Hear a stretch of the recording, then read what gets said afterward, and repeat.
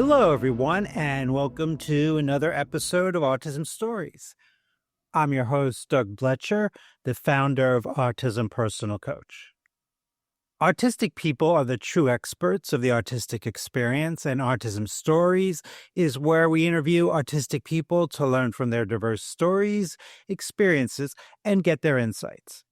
If you would like to be notified about each week's episode of Autism Stories, we suggest you subscribe on your favorite podcast listening platform. On today's episode, Sabrina and Cade join us to discuss their podcasts, Aces Up Your Sleeve, and the intersection of asexuality and autism. We hope you enjoy today's conversation. Sabrina and Cade, thanks so much for joining me here on Autism Stories. Thanks for having us. Yeah, we're excited to be here. I'd love to start out our conversation by learning, where do your stories in the autistic community begin? I don't know that I feel like I have like a definitive start point.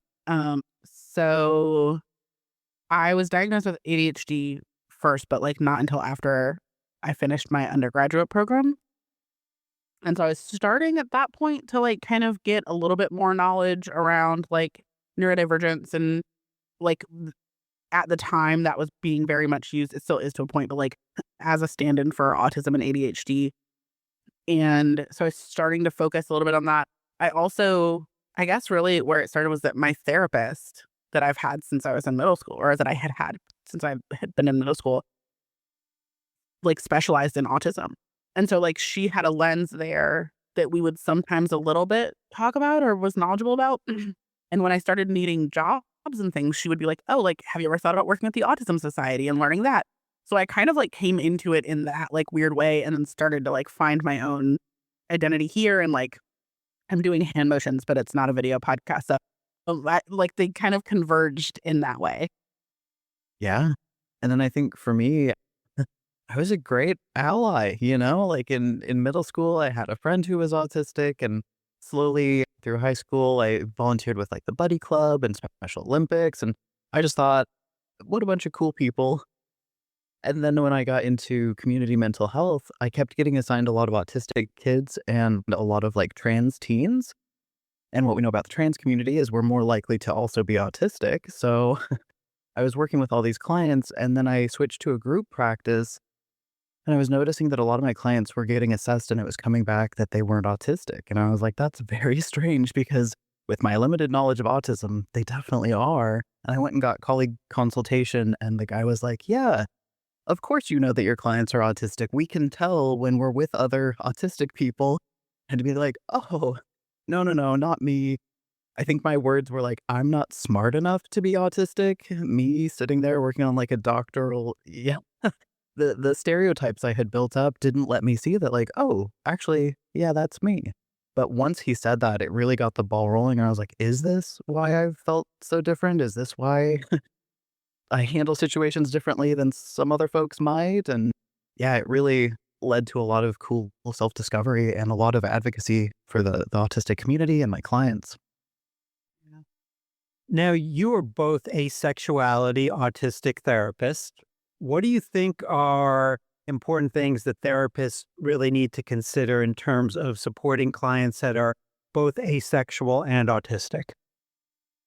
I mean, I think the first part is to learn maybe almost anything about asexuality and compulsory sexuality and some of those things, right? Like trying to help clients, because I know I work with so many, especially like young adult femmes who have this societally constructed idea of like, I must have a partner. And because they're autistic, they have this like, I mean, this is the social construct. And so I must social construct accurately. And the social construct is maybe a type of relationship that they don't actually inherently want for themselves, but that they feel behind if they don't have access to, or, a lot of self-judgment or community judgment. Yeah. In addition to many folks of any gender feeling like the answer to their feelings of loneliness or othering is to find like that one partner that will be with you forever and that you're going to marry, it puts a lot of pressure to approach relationships in a certain way. So I think if therapists can realize that looking at marriage or a sexual partner dating relationship as the ultimate goal for our clients is actually doing quite a bit of harm, and it doesn't get them to build a wider support system that can be helpful too. Yeah, for sure. Now, for someone that might be wondering if, in addition to their autism, if they might also be asexual, what would be some things that might give someone an answer to that question, or at least somewhat of an answer? But one thing that helped me is being asked who my celebrity hall pass would be. And then when I gave the answer, the reaction was like, oh, why? And then my response was like, oh, well, it would just be so awesome to have a conversation with them and like hear all the stuff that they know about. And none of it was sex. And a hall pass is for sex. So if you're questioning it, maybe ask yourself, who's your hall pass and why? What would that look like? Is it sexual in nature? That's a quick tip from me. What about you, Sabrina?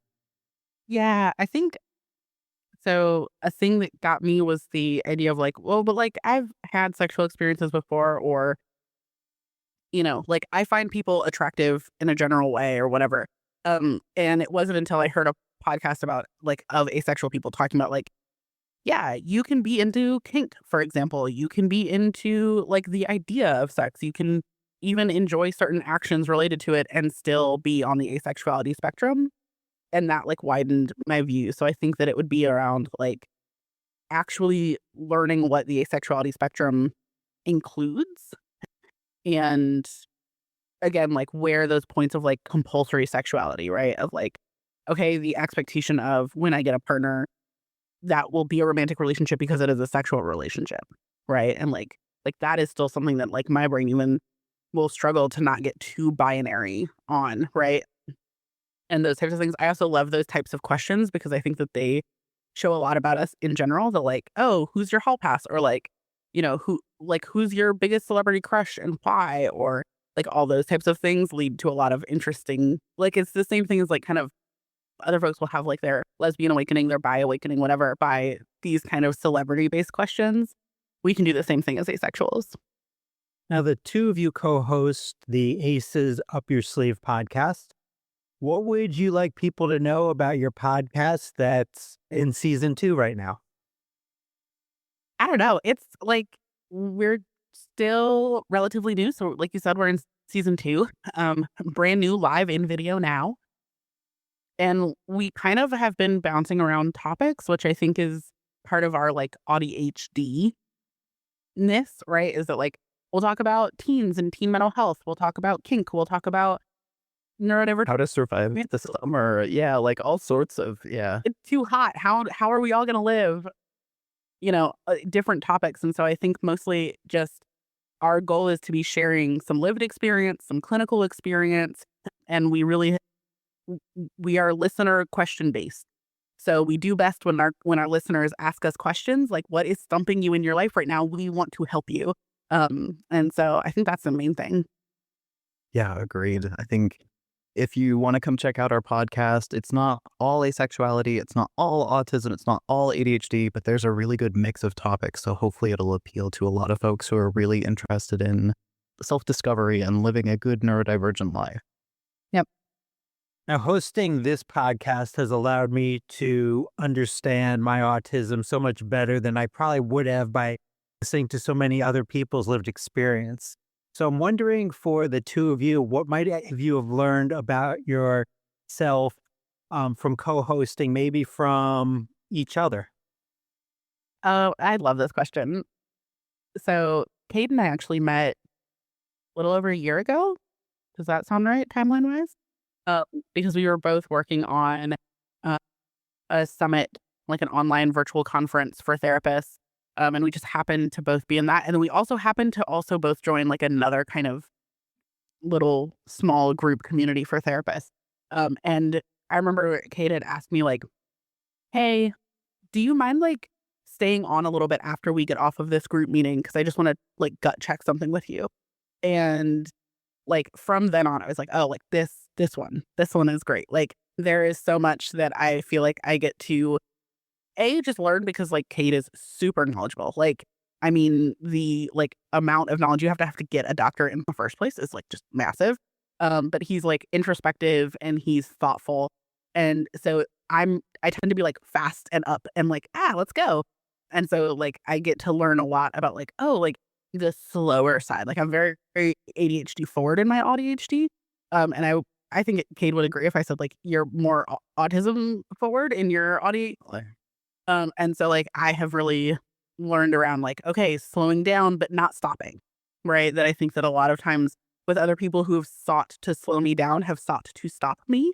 And that like I get to really be in a relationship, in a friendship with Cade where like we get to slow down, but I am never expected to stop. And that feels really nice to me. Yeah. And I would say on the flip side, like there are certain things that maybe eventually I would do or would want to do in the future, but with Sabrina's like excitement and the readiness to like, Leah, let's try it. That has been really helpful in learning like where do I find comfort in that and how do I navigate that? And also how do we work as a team? Because maybe this resonates with you or your listeners, but often in group projects in school, it was like, let me just do the whole thing because I don't trust that anybody else is going to do their part or that, the quality of it, is it really going to get us the passing grade that we need? I don't have to worry about that with Sabrina. And it's been nice to be able to let go of some of that and to have her check over some of the stuff I do instead of feeling like I have to be hypercritical and go through my stuff over and over to make sure it's right. So that's been cool. And then we also have guests come on. And I feel like I learn a lot from the guests too, because we've got cool people and it's like random folks that I generally don't already know very well. So I get to hear all about their experience and how they would approach the listener questions. Yeah, we actually realized the other day that like only one of our guests, and she's actually been a repeat guest, has been like already like close friend of ours. And everyone else has been someone that is like, oh, I guess two, like if we count Patrick, he's my best and a friend of mine. But like everyone else has been a relative stranger, like that we might have passed in the internet streets, here and there, some small interactions, but like for the most part, and they come like we really center lived experience as well, just like you do. And so they come with lived experiences that we don't have. And that always, I think, enriches things so much. Now, at the end of the month, the two of you will be speaking at Thrive, which is a virtual BDSM and mental health conference. Can you talk about the importance of kink in regards to how it might possibly impact one's mental health? I think we could talk about that all day. Yeah, We will thought so.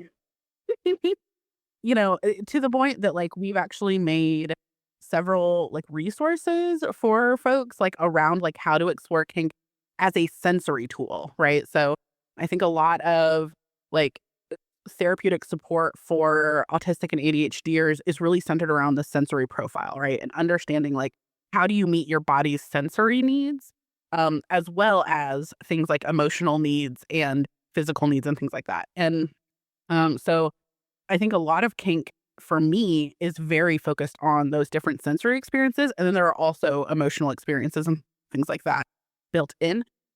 But I think that one of the ways that it really, really helps is like, hey, if you need tight pressure, you can have that, right? And you can have it in a way that is connective to someone else or just solo and connective for yourself or all these things. If you need like pain stimulus, that is an important stimulus to need. And I think whereas a lot of mental health will focus on needing a pain stimulus as like a self-injury or a self-harm, air quotes, kind of thing, Pink looks at it as a valid sensory need. And I think that that can actually be very, very freeing for a lot of people. yeah. And I don't know if everybody knows this, but recent research has shown that autistic people are more likely to be kinky. So we also have that going for us as like a community. And there's research that shows that kinky people are what they call like less neurotic, so less anxious, more conscientious, less rejection sensitive, more open to new experiences, less agreeable, so more likely to set some boundaries. And when they're in relationships, they are less anxiously attached and find that they need approval less often. So kink has like trickle benefits throughout relationships and for oneself. And it's pretty cool. My dissertation was actually on autistic empowerment through kink. So when Sabrina says we could talk about it all day, absolutely. And at Thrive, I'll be doing one panel with Sabrina that's open to the general public. And then she's doing one that's also open to the general public, like 18 and older. It'll be more of a panel style for Sabrina, though, where it's like I think audience questions mixed in with some pre-formatted questions. That sounds accurate to me. Yeah. So Cade and I will be presenting on a particular topic, and then I will be doing, I think it's a cluster B specific panel as well. And there's just tons of like, we actually were talking about it. So Thrive is actually a pretty huge event. When the two of you were just talking about this, the word that came into my mind was something that, as autistic people, impacts so many of us is shame. And I'm wondering about the connection of kink and how it might be able to reduce shame in so many of our lives. Yeah. So like the research that Cade was just talking about, right, around like more likely to stand up for themselves and make a plan together for what we're okay with and what we're not okay with. And I think that that in itself has the ability to reduce shame, right? When you say, so I'm not actually a huge fan of Brene Brown's work, don't burn me about it, but I do like her framework, that the idea that like shame cannot survive in the light, right? And kink requires everything to be in the light. For as like, let's do all this shit in a basement together, wearing all dark clothing. Kink it is also a very like, everything must be upfront and direct and clear in a way that I don't think shame can actually survive contact with very well. And so once you get over that like first initial like, oh, this is hard to do, but I can learn how to like build the space in myself to actually do it anyway, there's so much space. And that's the thing, right? Is like there's that whole like no kink shaming. No kink shaming. No kink shaming. Like, just do and say the thing. And I think that that is one of those parts that it's literally built into the culture. Yeah. And for people who feel very alone about their interests, whether those are sexual or kinky, kink doesn't always have to be sexual. I feel like in the larger kink community, you can show up, say, to Thrive and go, yeah, I'm the only one who likes to cover my left hand in jam while I do things. You're going to find someone else who either is like, oh, me too, or, oh, I've never tried jam, but I've tried Vaseline or something, peanut butter. Yeah. And I think that helps reduce shame when we can see ourselves represented or people that are similar to us. And so I think the kink is great for that. Absolutely. Yeah, there's like an inherently validating piece, right? It's like, oh, I don't cover my left hand in jam, but I cover my right hand. Oh, okay, well, like that's similar enough. Or like, ooh, have you tried your left hand? Like, that there's like almost a level to, I think, in Pinksters that's very like, cool, but have you tried it? Are you are you open to trying it? Is it a hard stop or is it a soft stop? Like what, and I think that it's just a very open-minded group of people in a lot of ways because they want people to be open-minded about them too. And so they offer that back. And lastly, how can our listeners learn more about and listen to the Aces Up Your Sleeve podcast? We are findable wherever you find your podcasts. And so whatever your primary streaming platform is, you can find us there. We also are on YouTube. So we have started video podcasting for the second season, and we'll be continuing that. So if you want to see our lovely faces and how much I fucking gesticulate, because I'm just all over the place here, then you can watch us on YouTube. And then we also have a Patreon. And so you would still listen on your favorite streaming platform. But if you join our Patreon, we have different tiers. And some of them include like getting to choose topics that we do. Some of them are getting to hang out with us and do some different events like that. And they all allow you to access our bonus episodes. So every single one of our episodes has bonus content, including all of our guest episodes. And the paid tier allows you to listen to that also on your favorite streaming service. So we have a discrete RSS feed that once you put it in, you listen to it like any other podcast. But it's just, usually we save like a lot more of our individual personal stories with the different topics, or maybe some of our more risque views on different things for that bonus content. And so that is accessible through our Patreon. And we have all the links in one spot over at neurokink.org/AUYS. And that's also where people can ask questions. Yep. And we'll make sure to get those links to you, Doug. Yeah. And they're also in all of our show notes. So if you find one episode, all the show notes have that. And we also are on Facebook and Instagram. So we post some clips and things like that. But it's also just to help kind of keep track of all of our goings and doings. Well, Sabrina and Kate, it was lovely to get to meet the two of you. Thanks so much for being here on Autism Stories. And everyone, check out the Aces Up Your Sleeve podcast. Thanks so much to Sabrina and Cade for the conversation. To learn more about them and the Aces Up Your Sleeve podcast, please check out the link in the podcast description for this episode. We always love hearing from you and would especially love to hear from you after listening to this episode on how can learning about the asexuality spectrum make more room for people's actual experiences rather than forcing them into narrow categories. Did you know Autism Personal Coach provides support by autistics for autistics? We empower autistic adults and teens to be the best version of their authentic selves through customized life coaching and community groups. We also support parents and partners of autistic people by providing insights and guidance to bridge communication gaps and nurture mutual understanding. So please visit autismpersonalcoach.com to begin your experience of judgment-free coaching rooted in empathy, expertise, and respect for autistic identity. Until next time, I'm Doug Bletcher of Autism Personal Coach. Talk to you then.